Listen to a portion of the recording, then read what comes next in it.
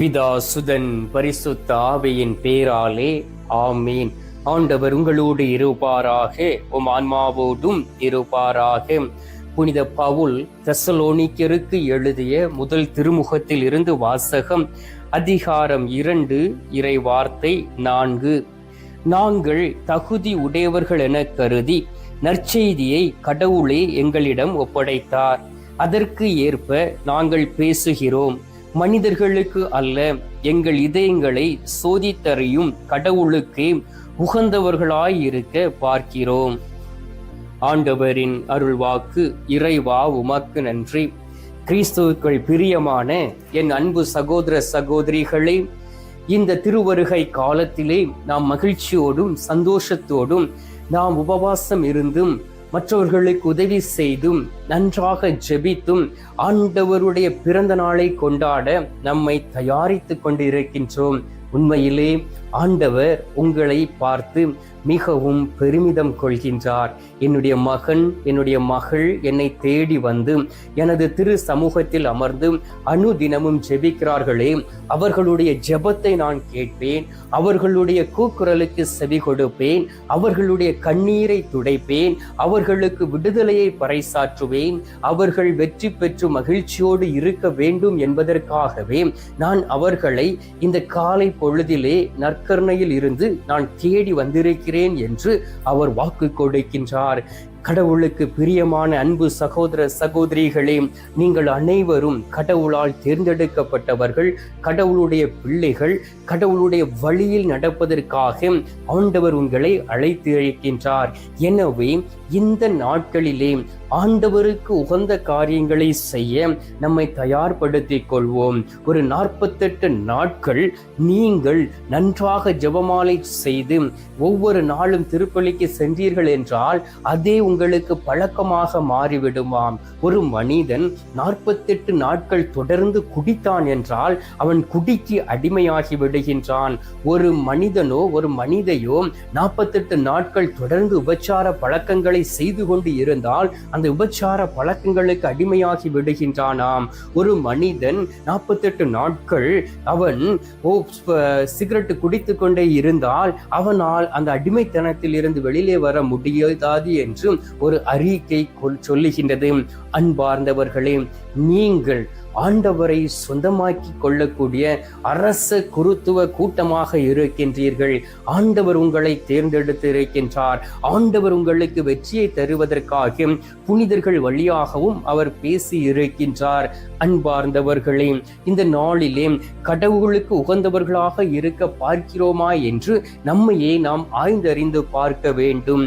சில நாட்களுக்கு முன்பாக டிசம்பர் 3ஆம் தேதி அன்று நாடு முழுவதும் புனித சவேரியாருடைய அந்த விண்ணக பிறப்பின் நாளை கொண்டாடியது. அப்படித்தானே அவர் மிஷினரிகளுக்கு பாதுகாவலராக இருக்கின்றார். நம்முடைய இந்திய தேசத்திற்கு பாதுகாவலராக இருக்கின்றார்.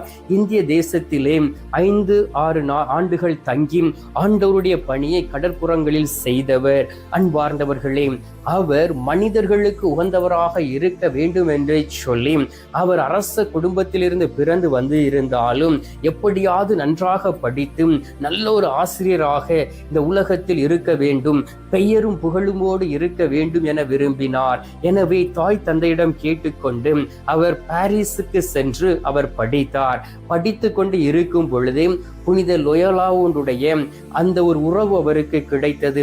ஒன்றாக தங்கி இருந்தார்கள், ஒன்றாக அவர்கள் சாப்பிட போவார்கள், பேசுவார்கள்.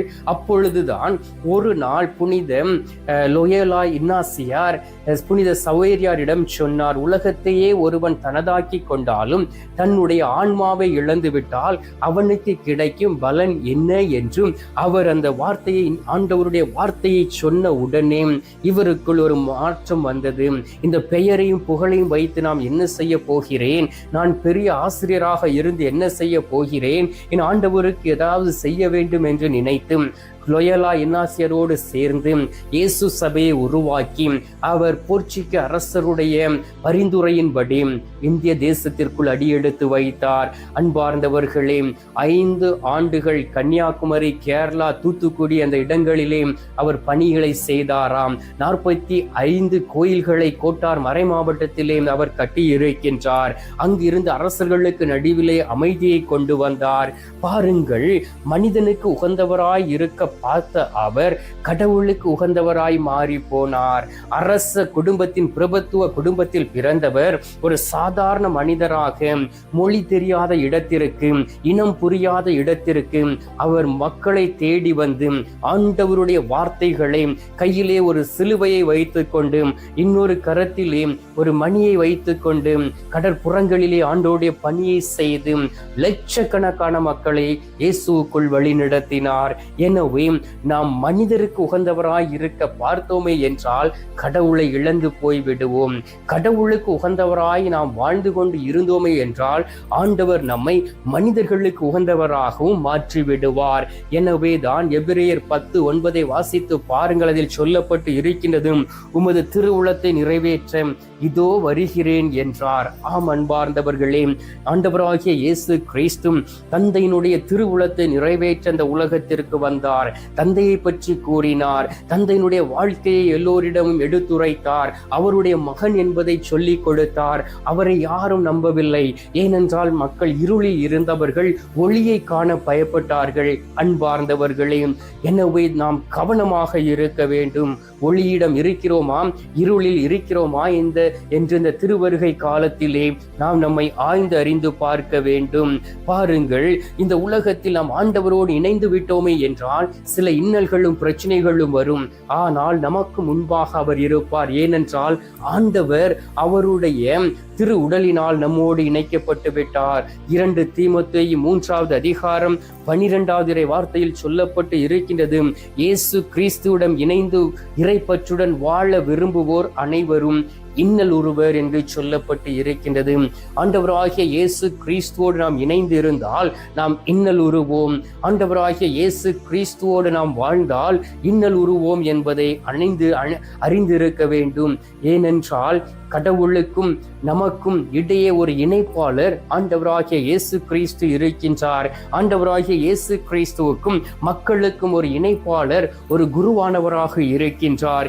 எனவே நாம் ஒவ்வொரு நாளும் மகிழ்ச்சியாக இருக்க வேண்டுமே என்றால் நம்முடைய வாழ்க்கையிலே நம் ஆண்டவராகிய இயேசு கிறிஸ்து தேவைப்படுகின்றார். பிலிப்பியர் 4:4 சொல்லப்பட்டு இருக்கின்றது, ஆண்டவரோடு இணைந்து என்றும் மகிழுங்கள். மீண்டும் கூறுகிறேன், மகிழுங்கள் என்று சொல்லப்பட்டு இருக்கின்றது. உங்களுடைய மகிழ்ச்சி ஆண்டவரோடு இணைந்து இருக்கின்றதா? உங்களுடைய துக்கம் அல்லது உங்களுடைய துக்கம் மட்டும்தான் ஆண்டவரோடு இணைந்து இருக்கிறதா என்பதை ஆய்ந்தறிந்து பாருங்கள். இந்த திருவருகை காலம் விசுவாசத்தின் காலம், நம்பிக்கையின் காலம், மகிழ்ச்சியின் காலம், அமைதியின் காலம் என்பதை அறிந்து கொண்டு மகிழ்ச்சியோடும் சந்தோஷத்தோடும் ஒருமனப்பட்டு நாம் ஆண்டவராகிய இயேசு கிறிஸ்துவை தேடி வர முயற்சி செய்வோம். நல்லதொரு பாவ சங்கீர்த்தனம் செய்வோம். மனம் மாறுவோம். பாவ பிடிகளில் இருந்து வெளியிலே வருவோம். பரிசுத்த வாழ்க்கை வாழ முயற்சி செய்வோம். ஆண்டவர் நம்மோடு இணைந்து நமது சார்பாக நின்று செயலாற்றுவார். உங்களுக்குள் எந்த ஒரு பிரச்சனையும் இருக்காது. நாம் இயேசுவோடு நெருங்கி வாழ கற்றுக்கொள்வோம்.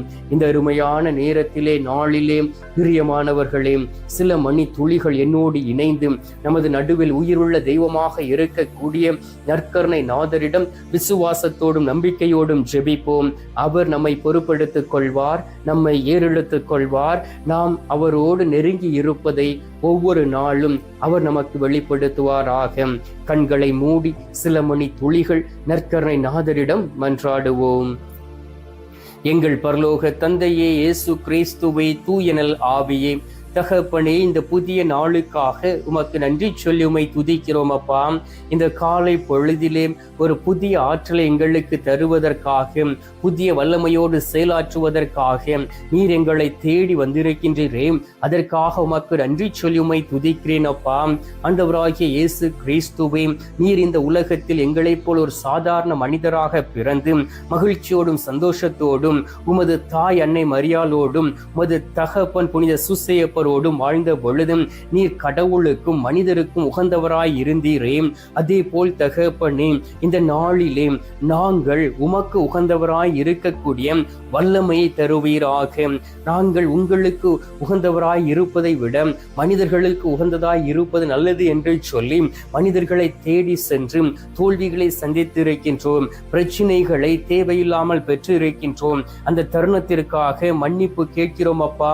சில நேரங்களிலே தேவையில்லாமல் இன்னலுற்று இருக்கின்றோம், மன குழப்பத்தோடும் மன பாரத்தோடும் மன கவலையோடும் காயங்களோடும் அலைந்து திரிந்து கொண்டு இருக்கின்றோம். இந்த நேரத்திலே ஆண்டவரே நாங்கள் மகிழ்ச்சியாக இருக்கவும் உமது திருவுளத்தை நிறைவேற்றவும் இயேசுவே ஆண்டவர் என அறிக்கையிடவும் உம்மை தேடி வந்திருக்கின்றோம். இந்த அருமையான நேரத்திலே என்னோடு இணைந்து ஜெபிக்கக்கூடிய ஒவ்வொரு பிள்ளைகளையும் ஆசீர்வதிப்பீராக.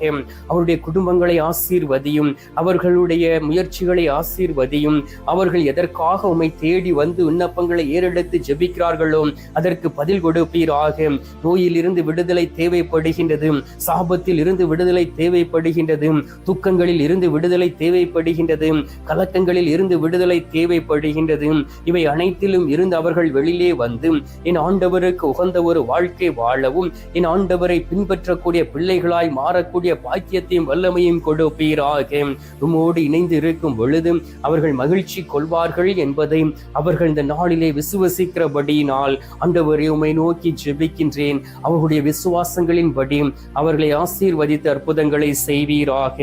இந்த அருமையான காலை பொழுதிலே தகப்பனே நீர் எங்களுடைய ஜெபத்தை கேட்டிருப்பதற்காக உமக்கு நன்றி. ஜெபத்தை கேட்டு பதில் தந்திருப்பதற்காக உமக்கு ஸ்தோத்திரம் ஸ்தோத்திரம் ஸ்தோத்திரம்.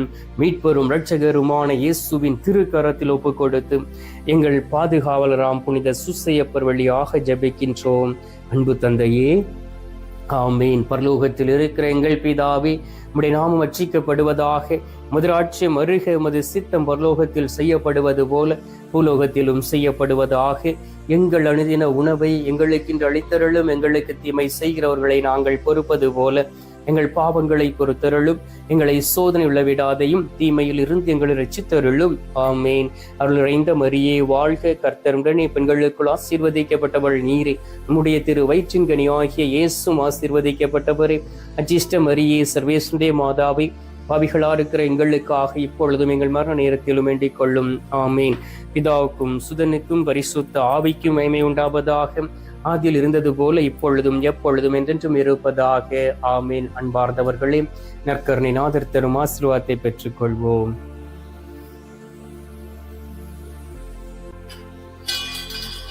எல்லாம் அல்ல இறைவன், பிதா, சுதன், பரிசுத்த ஆவி உங்களை ஆசீர்வதிப்பாராக. ஆமீன்.